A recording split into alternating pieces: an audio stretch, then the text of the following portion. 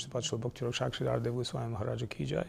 Jai Shri Rupananda Guru Varga ki jai. Harinam Sankirtan ki jai. Shri Prabhupada ki jai. Om Namo Bhagavate Vasudevaya. So before we describe our spiritual topics or study spiritual knowledge, we pray Om Namo Bhagavate Vasudevaya.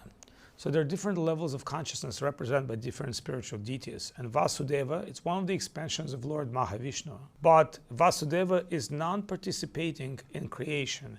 He only participating in conscious creation. So everything we're talking about is based on consciousness. And consciousness personified, because to being conscious means to be person.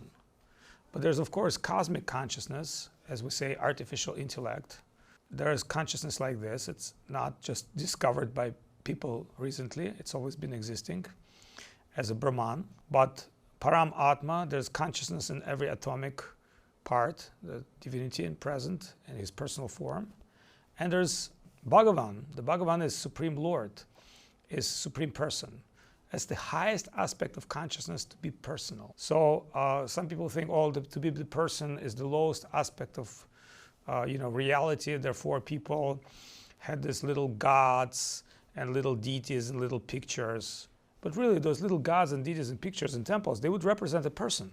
And just like we are persons, sometimes we can come to somebody else's room and see a picture of his mother, father, or friend, or beloved, or children.